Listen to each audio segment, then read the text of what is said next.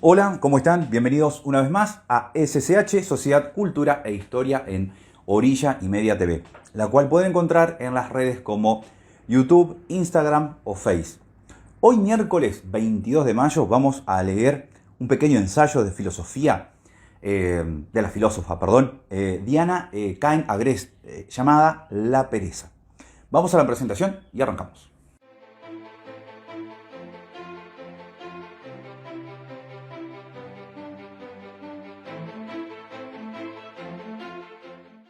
Este pequeño pero muy original ensayo, denominado La pereza, fue escrita por Diana Cain Agrest y publicado en el diario La Nación el 6 de marzo de 2010.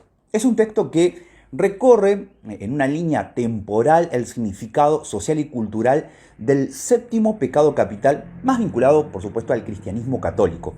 No es para nada un texto académico, de rigor, sino que aparte de los datos históricos correspondientes, le agrega una dosis de humor al escrito que le hacen muy llevadero.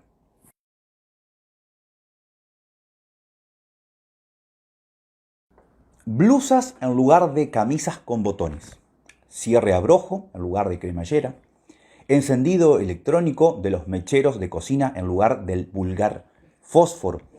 Caja automática en los automóviles. El control remoto. La lista no parece tener fin.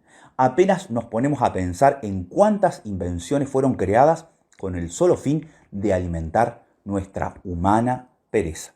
Igualmente pródigo es el diccionario de la lengua española de la Real Academia cuando consigna toda una constelación de vocablos para aludir a ella. Semejante riqueza terminológica no se ocupa sino de agraviar al que la padece. Negligencia, flojera, haraganería, molicie, desidia, descuido, dejadez, indolencia, inercia. No más laudatorio es hacia el vago, definido como holgazán, perezoso y poco trabajador. Con un matiz socialmente más aceptable, se acuñó el término procrastinar, con el que se nombra la manía de diferir la realización de tareas que deberían llevarse a cabo, las cuales suelen ser reemplazadas por otras actividades más irrelevantes, pero más placenteras de realizar. De ella nos proviene el refrán: no dejes para mañana lo que puedas hacer hoy. Y su uso y abuso es el pan nuestro de cada día.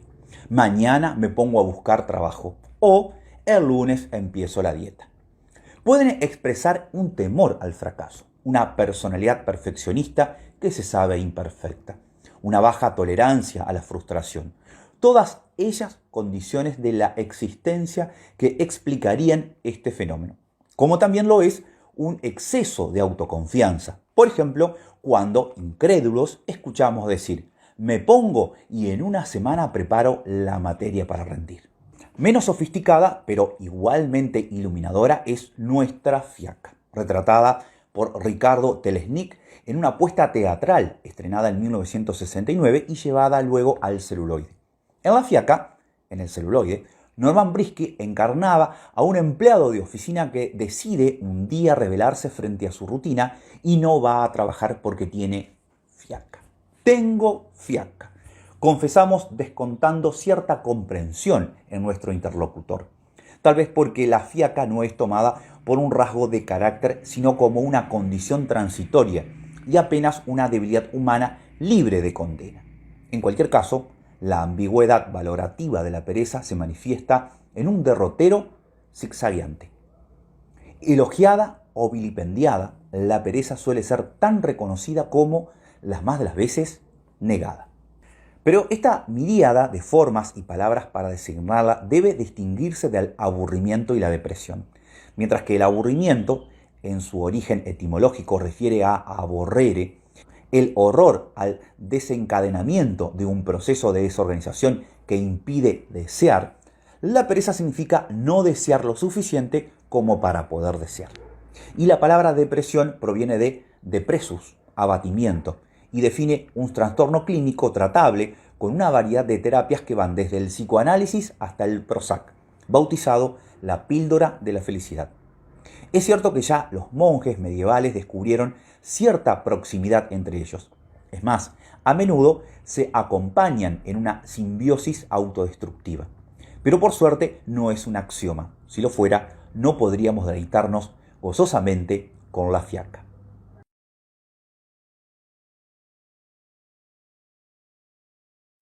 En otros tiempos, cuando todavía no era asociada con la omisión de cualquier labor productiva, la pereza era una condición dichosa en la cual solazarse.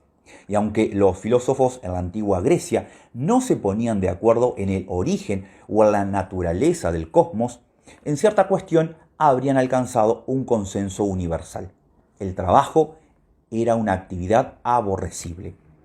Escribe Platón en su República cuando, como un arquitecto utópico, construye imaginariamente su ciudad ideal.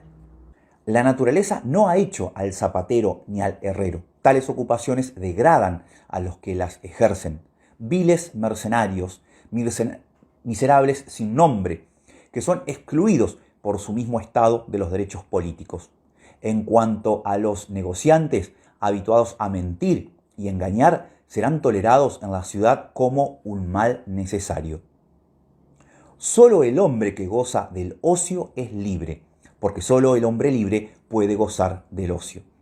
Esa aversión hacia la producción o el intercambio de bienes materiales fue adoptada por los romanos, quienes privilegiaron igualmente el otium sobre las actividades productivas. Cicerón se pregunta, ¿qué puede salir de honorable de un negocio? ¿Y qué puede producir de honesto el comercio?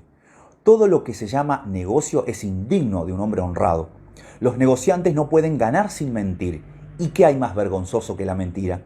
Por lo tanto, es necesario considerar como algo bajo y vil el oficio de todos los que venden su pena o su industria, puesto que cualquiera que cambie su trabajo por dinero, se vende y se pone a nivel de los esclavos.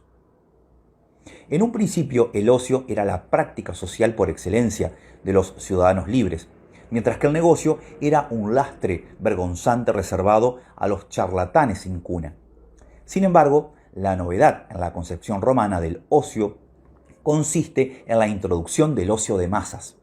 Pero aunque al circo romano asistía el gran público y se constituyó en el pasatiempo popular por excelencia, habría sido diseñado como un dispositivo de control social por parte de la clase patricia. Esta visión exultante de la ociosidad privativa del mundo grecorromano sería opacada por las enseñanzas cristianas que hicieron de la pereza la fuente de incontables males.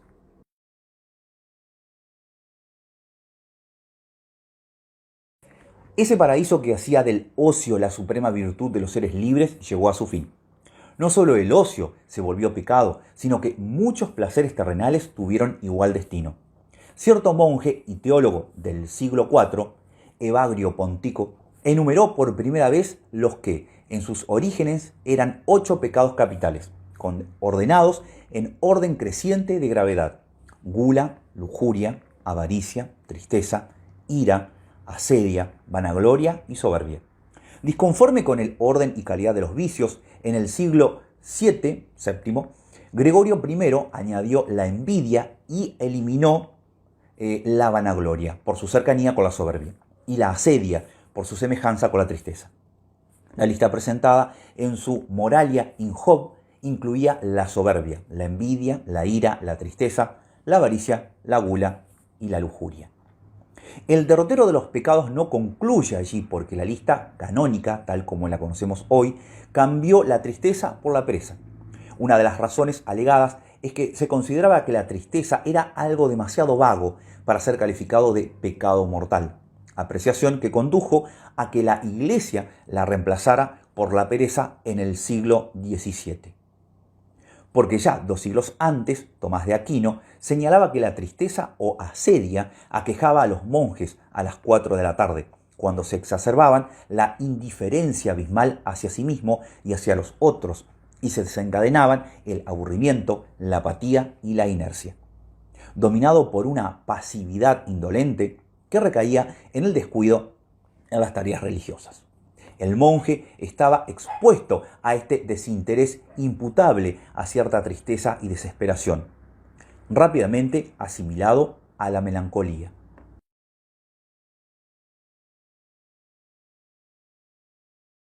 Al igual que cada uno de los otros 6 pecados, se pensó que la tristeza, asedia y más tarde la pereza, era la madre de una familia de pecados más livianos, entre otros la holgazanería, la inactividad, la modorra, la inestabilidad y la locuacidad.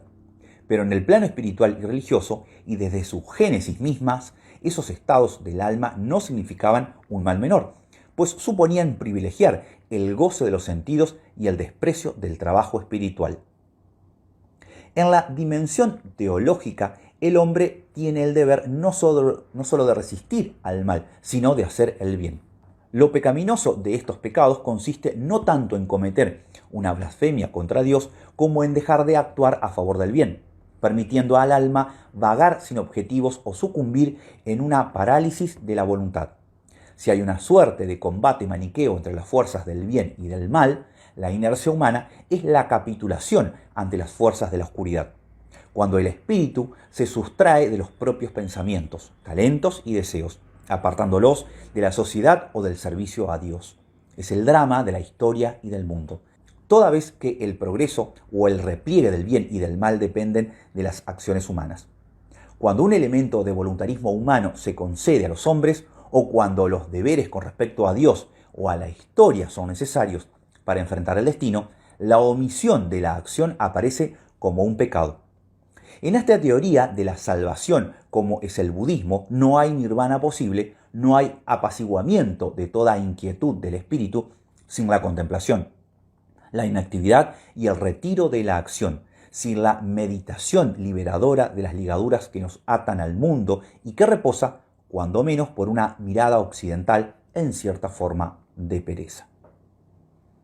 El pecado de la asedia, asimilado a la tristeza, fue rebautizado como pereza, la cual nunca pudo liberarse de esa carnadura pecaminosa propia del espíritu que, ante la incapacidad de superar los obstáculos, huye del bien. Pero existió una razón más poderosa que las razones de la fe que exigieron esa nueva clasificación de los pecados. El cambio aconteció cuando esa expresión poderosa de los espíritus melancólicos que caminaban por los pasillos conventuales abandonó el confinamiento de los claustros y se tornó una verdadera amenaza para el orden social.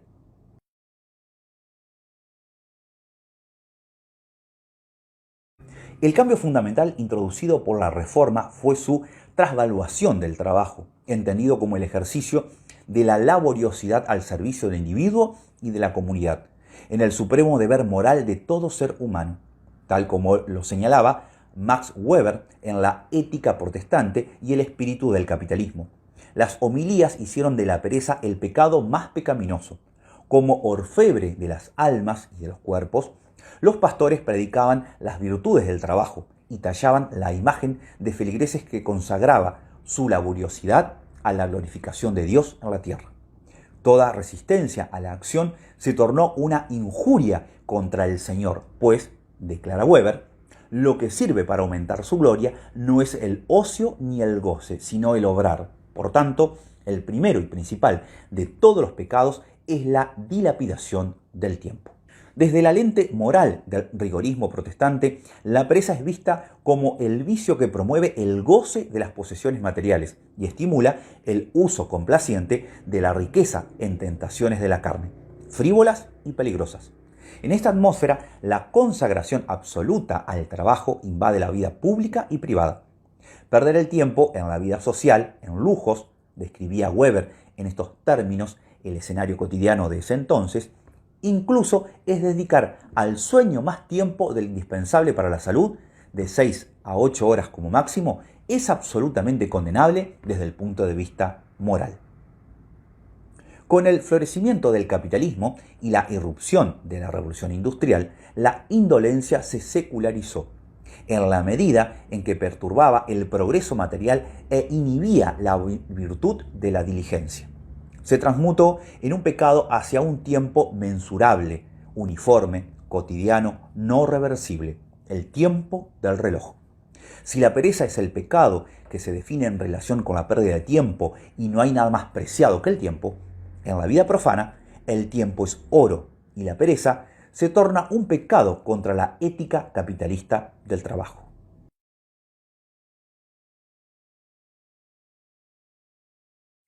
Esa enseñanza perdura aún hoy, cuando se cree que todo aquello que hace que la vida valga la pena ser vivida suele ser expulsado del reino de la pereza. El desafío, el estrés, el deseo, la iniciativa y el regocijo de usar el propio talento para vencer las fuerzas que se nos oponen. Por añadidura, el trabajo, como promesa de felicidad, como apuesta al futuro, supone una recompensa, el merecido descanso.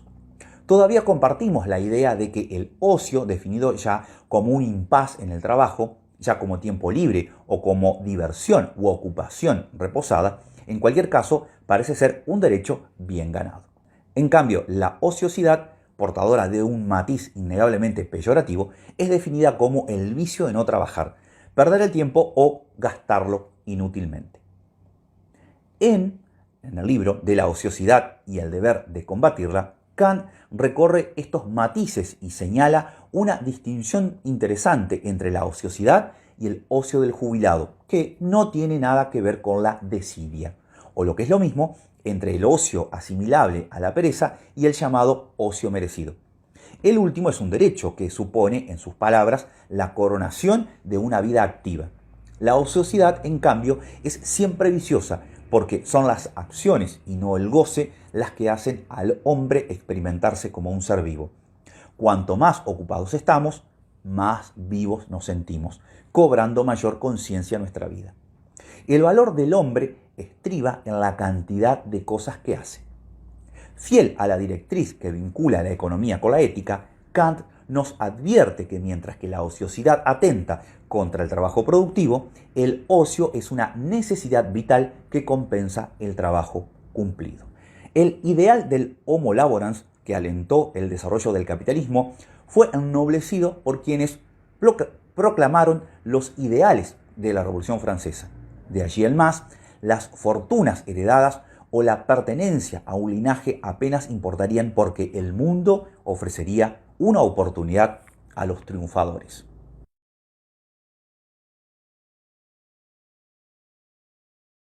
Ese status quo que afianzaba la fe en el trabajo y consideraba el ocio una recompensa bien ganada, tuvo un nuevo giro en el siglo XIX. Aunque se suponía que las máquinas iban a reducir el trabajo, el efecto fue diametralmente opuesto.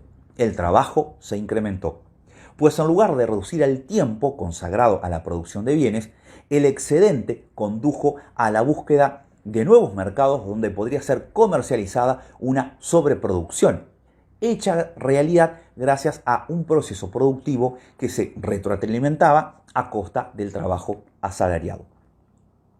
En ese escenario, las luchas obreras bregaban por la legalización de la reducción de la jornada a 10 horas. El mismo Karl Marx anticipó la transformación social del trabajo, profetizando un incremento del tiempo libre que emanciparía finalmente a los hombres de la necesidad y brindaría a los trabajadores la oportunidad de desarrollar su creatividad. Sin embargo, su visión del mundo no era la de un mundo indolente, sino la de un universo productivo donde se aboliría la división del trabajo, pero no el trabajo como tal. Pero en pocos años, una voz tanto o más disonante intentaría desenmascarar los propios supuestos de la revolución socialista, animada por una idea tan revolucionaria como quimérica, la pereza. Lejos de ser un pecado o un vicio, fue proclamada como un legítimo derecho individual. Es la tesis de Paul Lafargue, discípulo rebelde y yerno de Marx, quien compuso El derecho a la pereza, publicado en 1883, con el que impulsó un debate en torno al socialismo utópico, todavía no resuelto, en una suerte de antimanifiesto, en cuyas páginas defenestra el trabajo y defiende el placer como máximo objetivo de la clase obrera. Lafargue insiste en que, con o sin dictadura del proletariado, el trabajo asalariado es un vástago enmascarado de la esclavitud, y que lo que verdaderamente nos realiza es el ocio placentero. Mientras que en el manifiesto del Partido Comunista, publicado en 1848 con las firmas de Marx y Engels, prometía que, Con la revolución socialista, los proletariados no tienen nada que perder, como no sean sus cadenas, el yerno opositor da un paso más en el desocultamiento de los procesos capitalistas de producción, proponiendo una reducción radical del tiempo consagrado al trabajo y una exaltación del tiempo libre que se volvería realidad. Sí, desarraigando de su corazón el vicio que lo domina y envilece su naturaleza, proclamaba Lafarge. La clase obrera se alzará en su fuerza terrible para reclamar no ya los derechos del hombre, que son simplemente los derechos de la explotación capitalista, ni para reclamar el derecho al trabajo, que no es más que el derecho a la miseria, sino para forjar una ley de hierro que prohibiera a todo hombre trabajar más de 3 horas diarias.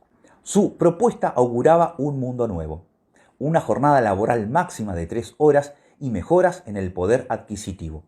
Con esa estrategia que aunaría el goce de un abundante tiempo libre con un incremento de los ingresos, la clase obrera gozaría de más tiempo para consumir más bienes. Valiéndose de la implementación de una política laboral de ese tenor, se favorecería el consumo interno y a su vez se eliminarían las crisis de superproducción periódicas resultantes de la introducción de la maquinaria en el proceso productivo. Para los ideólogos del ocio, la emancipación del trabajo esclavo fue la promesa de un hombre nuevo, creativo, activo y humanista. Ese hombre nuevo erigiría una nueva deidad, invocada por un Lafarge, con algo de revolucionario y con mucho de poeta romántico, a la cual dedicó una disruptiva plegaria. Oh pereza, apiádate de nuestra larga miseria. Oh pereza, madre de las artes y de las nobles virtudes, sé el bálsamo de las angustias humanas.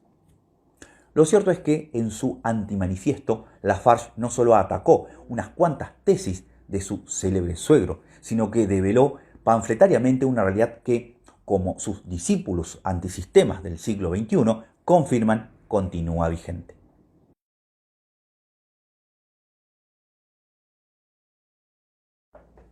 Amparadas en la llamada ética del trabajo, las buenas conciencias se sienten tranquilas a sabiendas de que obedecen cierta norma de vida que conlleva dos premisas implícitas.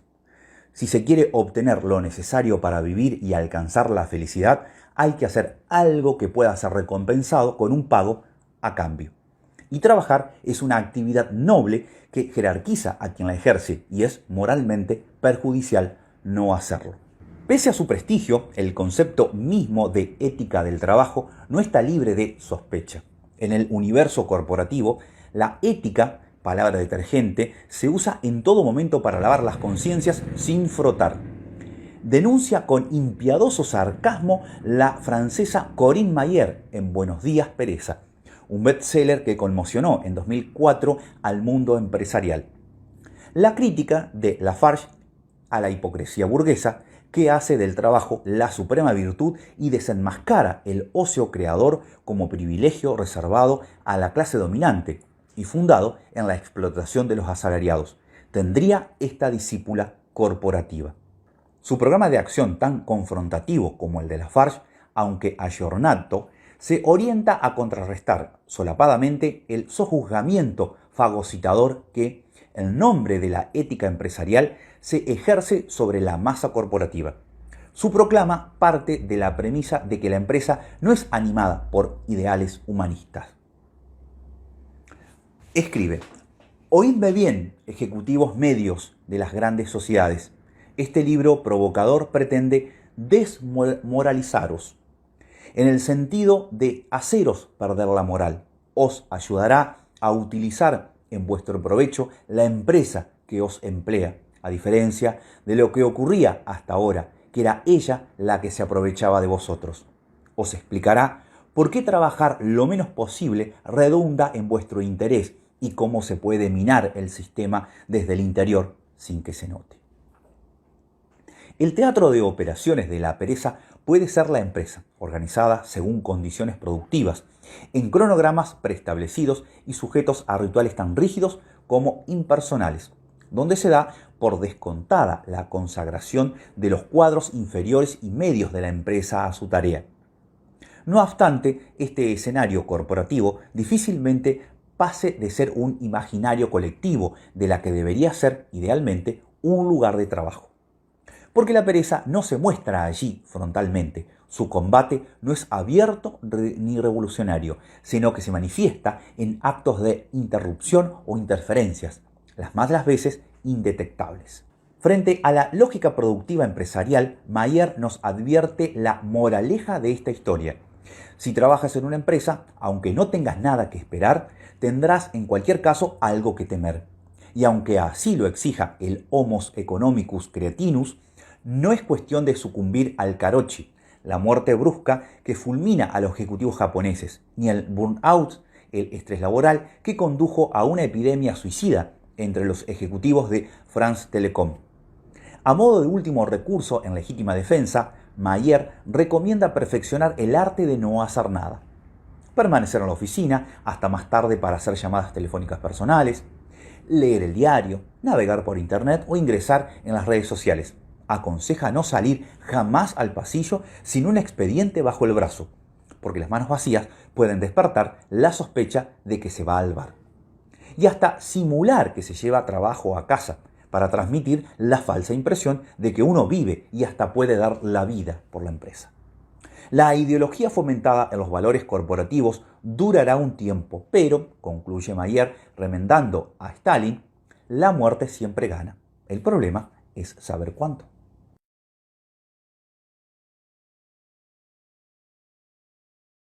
La simulación desembosada alegremente en buenos días, pereza, no es sino una reacción intracorporativa a quienes ocupan los cargos gerenciales de alto nivel, los mismos que, como se suele decir, no trabajan para vivir, sino que viven para trabajar.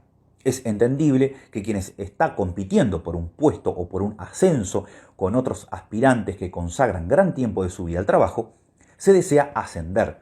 Tiene que sacrificar al menos la misma cantidad de horas para contar con la posibilidad de ser seleccionado. La dinámica de la competencia puede ser conducir a la autoexplotación y llevar a que decrezca el tiempo libre, aun si los ingresos aumentan. Por esa misma dedicación al trabajo se comprueba un individuo que alcanzaron un nivel de vida que les permitía vivir holgadamente sin trabajar. La pregunta del millón entonces parece ser, ¿por qué, una vez que se cuenta con una abultada cuenta bancaria, se trabaja cada vez más, en lugar de abandonarse a la pereza? La respuesta, por supuesto, dista de ser simple. Por empezar, el deseo de reconocimiento y de poder son dos factores indeclinables. En Tiempo discrecional, una nueva medida de libertad, el libro de Robert Gooding, observa que estar ocupado es un símbolo de estatus. Otra de las respuestas es de índole macroeconómica. Cuanto más tiempo se consagra al trabajo, en principio, se debe ganar más dinero y se podría gozar de un mayor nivel adquisitivo, pudiéndose adquirir mayor número de bienes tangibles e intangibles, incluido el tiempo libre. Y por último, cuanto más se trabaja, más se gasta. Y cuanto más se gasta, el consumidor se habitúa a gastar más, por lo cual necesita trabajar más, salvo que se viva de rentas heredadas o de la timba financiera. A semejanza de los adictos que se desarrollan cierta tolerancia a las drogas, los consumidores necesitan dosis adicionales para mantener cierto nivel de satisfacción.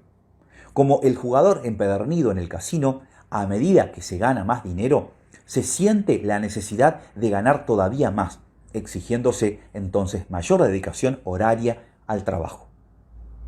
Esta vorágine adictiva socava, de más está decir, el goce de no hacer nada. La otra cara del mundo corporativo y del deseo de riqueza perennemente insatisfecho son los perezosos forzados, los expulsados del mercado laboral. Cuando la incertidumbre prospera en un mundo donde las multinacionales no tienen ni siquiera un territorio, pues son una suerte de trotamundos que hacen del mejor postor o de los paraísos fiscales su efímera patria, cuando esas multinacionales pueden tornarse aves de rapiña que, una vez que un país anfitrión ya no sirve a sus intereses, levantan su vuelo en busca de otros horizontes, allí aparecen los costos de la impiadosa economía globalizada, tal como señalan Zygmunt Bauman en Vidas desperdiciadas. Entre los expulsados prematuramente del sistema, víctimas colaterales si las hay, los más afortunados son antiguos trabajadores que, por la movilidad de la empresa, han perdido el trabajo y no logran reinsertarse en el mercado laboral tradicional, pero generan la proliferación de empleos atípicos, de tiempo parcial, trabajos temporarios, con horarios flexibles, teletrabajos.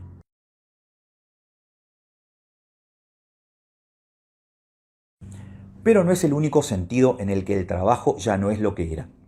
En Burbujas de Ocio, Roberto Igarza advierte que el trabajo y el ocio como estrategia colectiva de realización ya no se oponen, y fundamentalmente se derribó la frontera entre el trabajo y el hogar, la vida pública y la privada, entretejidos cada vez más. El teletrabajo, las oficinas móviles son una muestra apenas incipiente. En este nuevo marco, la distancia entre la ociosidad y el ocio, hoy más que nunca, parece borrarse. En la era digital, la hiperconectividad creó nuevas formas de comunicación interpersonal. Si nos introducimos en el ocio que se vale de las nuevas tecnologías, observa Igarza, el límite se desdibuja más porque el cibernauta usa los tiempos intersticiales en sus horas de trabajo para ingresar en las redes sociales o en servicios de uso personal. En particular, la esfera productiva es invadida por los vínculos sociales privados y por el esparcimiento. Mandar SMS, el chateo, el envío de una tarjeta de feliz cumpleaños, dejar un comentario en el blog de un conocido, sacar entradas para un recital, para el teatro o hasta pasajes aéreos, o simplemente tentarse con la infinidad de presentaciones de PowerPoint que recibimos intermitentemente, en cadenas que cubren desde la adhesión o denuncias políticas o a presuntas causas humanitarias, hasta mensajes que prometen fortuna, so pena de ser maldecidos con 7 años de mala suerte si uno sacrílegamente corta la cadena. Una vez invadido el tiempo laboral, ¿dónde termina el otium y dónde comienza la sociedad? Por cierto, parecen demasiados imbricados como para ser distinguidos. Pero desde tiempos atrás, cuando ni se soñaba con el ciberespacio, uno de los mayores desafíos fue cómo llenar el tiempo ocioso, cuyo logro cristalizaba parcialmente la aspiración, en su nacimiento, tenida por utopía, de reducir las horas de trabajo. Cuando se descubrió que el ocio también era una suerte de mercancía de la cual se podía sacar provecho, se crearon espacios de esparcimiento destinados a satisfacer nuevas necesidades. Tal como Hannah Arendt observó en La condición humana. El tiempo de ocio del animals laborans siempre se gasta en el consumo, y cuanto más tiempo le queda libre, más ávidos y vehementes son sus apetitos. Las actividades del tiempo libre, el turismo, el consumo cultural, el culto del cuerpo y la recreación, inauguraron desacralizados rituales. Hoy más que nunca, los recitales de rock, la asistencia a los cines y los estadios deportivos, las maratones, el consumo indiscriminado de revistas y de horas de televisión están plagados de usuarios recreacionales que buscan matar el tiempo, cuando en rigor es el tiempo el que nos mata. Pues no es raro que, en el nombre del esparcimiento, se estimulen agendas agotadoras que terminan por ser tanto más alienantes que las jornadas laborales. Unas vacaciones all inclusive se promocionan con un cronograma imposible de cumplir. La paradoja es que la pereza parece desprovista de todo interés y apenas atractiva para quienes persiguen emociones más estimulantes. Al mismo tiempo, por su carácter transgresor, puede ser una maldición, pero también una bendición deshacerse del teléfono móvil, de la agenda electrónica, de las agendas de cualquier clase. Es verdad, sin embargo, que otro paradigma posible es hacer del ocio una oportunidad para desarrollarnos social y colectivamente, escogiendo actividades que enriquezcan los proyectos personales, como sujetos comprometidos con el mundo y no como meros espectadores pasivos de lo que nos toca vivir.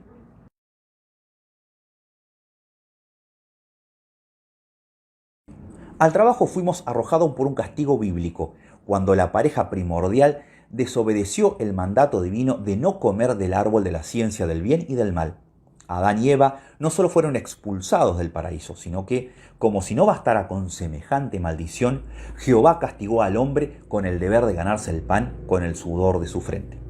El estigma que unió al hombre con el trabajo perdura todavía hoy, y en defensa del imperativo divino aún se cree, tal vez a modo de consuelo de esa pérdida transgeneracional, que mientras que la pereza deshumaniza al ser humano, el trabajo lo humaniza. Tal vez como un resabio tardío de lo perdido, se descubre en la pereza cierto aspecto paradisíaco que nos seduce. Al fin de cuentas, el mismísimo Jehová nos aleccionó con su pereza ejemplar. Tras 6 días de trabajo, el séptimo descansó, y era Dios. Nosotros, ni cortos ni perezosos, nunca mejor dicho, frágiles y pulpógenos, multiplicamos el castigo bíblico hacia ámbitos insospechados, hasta para el mismísimo Creador. Debería adelgazar, debería levantarme más temprano, debería hacer gimnasia, debería dejar de fumar, debería estudiar inglés. Es en una cascada de mandamientos profanos creados por una criatura que ni Dios pensó tan vulnerable. Una retórica del deber tanto o más constrictiva que la consagración del monje que se resiste a la pereza. Porque en cuanto autoimpuesta, ni siquiera nos hace falta esperar otra vida para recibir el merecido castigo, sino que, mucho más eficaz, la ruina nos amenaza, por decirlo de algún modo, hic et nunc, aquí y ahora. El costo existencial de menospreciar el valor de la pereza es someternos sin descanso a imperativos que dirigen nuestras vidas, imponiéndonos metas las más de las veces triviales que cercenan nuestros deseos más genuinos. No se trata de perpetuar el no hacer nada, ni siquiera de endiosar un dulce forniente que con el correr de los días lo más probable es que nos suma en un sopor insoportable, pero sí de tener la sensibilidad, llegada la ocasión, de ser capaces de cultivar la pereza, como se cultiva la amistad o el amor. Al fin de cuentas, ¿por qué no dejarse llevar de tanto en tanto por el regocijo de la actividad de la no actividad? Por el goce útil de lo inútil que se parece, si la hay en alguna parte, a la libertad. ¿Por qué no sucumbir a ese ocio adánico? Si aceptamos que, más que un pecado mortal, la pereza es una experiencia humana, tal vez sea el primer paso para terminar aceptándonos como somos, sin luchar codo a codo para demostrar nada a nadie. Por empezar, ni siquiera a nosotros mismos.